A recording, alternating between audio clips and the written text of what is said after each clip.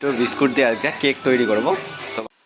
So guys, আশা করি সবাই ভালো আছে। তো আজকে আমি নিজের বার্থডে, মানে আজকে 9 তারিখ, কালকে 10 তারিখ। তো তার জন্য আজকে আর কি কেক বানাচ্ছি। আজকে 9 তারিখ, কালকে আর কি 10 তারিখ, কালকে আমার বার্থডে আছে, তার জন্য আর কি কেক তৈরি করা। তো আজকে নিজের নিজের হাতে আর কি নিজের বাড়িতে আজকে কেক তৈরি করব, তোমাদেরকেও দেখাবো। তো বারবন বিস্কুট দিয়ে 40 টাকা আর কি, মানে 40 টাকা করে নেয় দুইটা বারবন বিস্কুট দিয়ে, তারপরে দুধ দিয়ে, তারপরে আমরা আর কি কেক তৈরি করবো। তোমাদেরকে সব দেখাবো কিভাবে আমি কেকটা তৈরি করি, নিজের বার্থডের কেক। তো চলো এখন আমরা কি কি নিয়ে আসছি ওগুলো তোমাদেরকে দেখাই। এগুলো দিয়ে আজকে কেক তৈরি করব। দেখো খুব সুন্দর, একদম অল্প খরচার মধ্যে সুন্দর রেসিপি, মানে কেক তৈরি করবো, বার্থডে কেক। আমার নিজের বার্থডে কেক তৈরি করবো এগুলো জিনিস দিয়েই। আর বাদ বাকি যা কিছু লাগে তোমাদেরকে সব দেখাবো, কিন্তু বাদ বাকি আর অত কিছু লাগবে না, এগুলো দিয়েই আর কি হয়ে যাবে। A4 পেজ, বিস্কুট, এগুলো। এই যে এটাতে কেক তৈরি করব, একটা ইনো।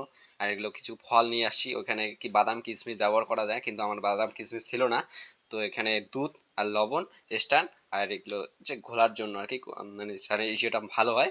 আর এটা একটা ধরার জন্য আর কি, যেহেতু গরম থাকে, তার জন্য একটা চিমটি দিয়ে আর কি কেক তৈরি করব। মানে খুব সুন্দর রেসিপি, অল্প খরচার মধ্যে ভালো একদম বার্থডে কেক আর কি তৈরি করব। আর তোমাদের স্টেপ বাই স্টেপ দেখাবো কি কি করি না করি, আর সব কিছু দেখাবো স্টেপ বাই স্টেপ কেক কিভাবে তৈরি হয়। এখানে বিস্কুটের গুঁড়ো 316 গ্রাম আছে। তো এগুলোকে আর কি দালা দালা হয়েছে, মানে এখানে ক্রিমগুলো ছিল, ক্রিমগুলো আমি ভুলে গেছি, মানে ক্রিমগুলো বার করতে লাগতো, তারপরে আর কি মিক্সারে দিতে লাগতো। গুঁড়ো করে নিই ভালো করে,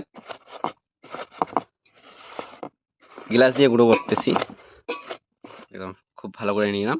তো এখন তারপরে স্টেপটা তোমাদেরকে শেয়ার করি। তো এখানে চিনি অ্যাড করলাম না, তোমরা চাইলে চিনি অ্যাড করতে পারো। তো আমি বার্গার বিস্কুটে অনেক মিষ্টি, এই জন্য আমি চিনি ব্যবহার করলাম না। তো এখন আমার দিতে লাগবে দুধ। আমি এখানে 1 গ্লাস দুধ দেবো, তোমরা এই ভুলটা করবেন না, তোমরা অল্প অল্প করে দুধ দিয়ে মিক্স করবেন। আমি একবারে একদম দুধটা দিয়ে তারপরে মিক্স করবো, ভালো করে মিক্সটা করে নেবেন। আমি ভালো করে আর কি মিক্সটা করতেছি, তোমরাও আস্তে আস্তে আর কি মিক্সড করবেন ভালো করে। এখানে এখন আমরা ইনো ব্যবহার করব। তো এখানে আর কি ইনোটা দিয়ে দেবো।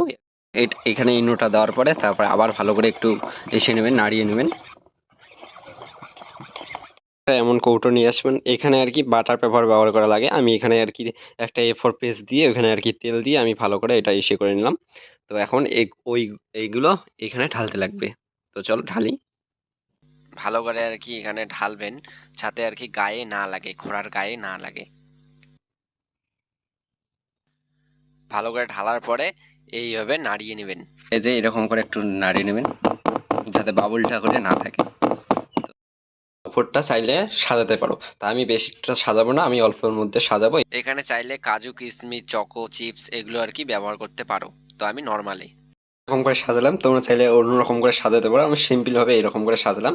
তো কেমন দেখা যাচ্ছে অবশ্যই তোমরা জানাবেন কেকটা। তো আমরা আর কি লবণটা দিয়ে দেবো। তো তসলাটা আপাতত গরম হইতেছে। তো দেখো, তো এখন তসলাটা একটু গরম হোক, তারপরে আমরা লবণটা ঢেলে দেবো। লবণটা 5-10 মিনিট আর কি ভেজে নেবো। তারপরে এর উপরে এইরকম করে দিবেন, তারপরে একটু ঢাকা দিয়ে দেবেন।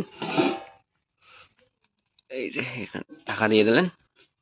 তো এখন আর তো তসলাই করলে লবণের উপরে স্ট্যান্ডটা বসার পরে তারপর খোড়াটা বসাবেন, খোড়াটা বসার পরে তারপরে খালি একটা থাল দিয়ে ঢাকবেন, কিন্তু ওই উপরে পাথর ঠাথর কিছু দিবেন না, ভরি জিনিস দিবেন না, নালে কেকটা ফেটে যাবে। আর একটু মানে উপরে যে ইসেগুলো থাকে সাজানো জিনিসগুলো, ওগুলো আর কি ভিতরে চলে যাবে। তো এই ভুলটা করবেন না। আর স্ট্যান্ডটা ব্যবহার না করলে নিচটা আর কি কালো হয়ে যাবে, যে ঘোড়ার নিচটা ওটা কালো হয়ে যাবে। তো তার জন্য অবশ্যই স্ট্যান্ডটা ব্যবহার করবেন। আধা ঘন্টার মধ্যে কেকটা হয়ে যাবে একবারে। তসলা থেকে 5-10 মিনিট নামিয়ে নেবেন, নামিয়ে আর কি মাটিতে বা পাকাতে রাখবেন 5-10 মিনিট, তাহলে হয়ে যাবে একদম সুন্দর করে কেকটা বের হবে। ফাইনালি কেকটা এরকম হলো, দেখো এক সাইডটা আর কি ভেঙে গেছে। তো মোটামুটি একদম নরম হয়েছে, তুলতুলে হয়েছে। দেখো নরম তুলতুলে হয়েছে, সফট। বিস্কুট দিয়ে কেক তৈরি, দেখো অসাম লেভেলের হয়েছে।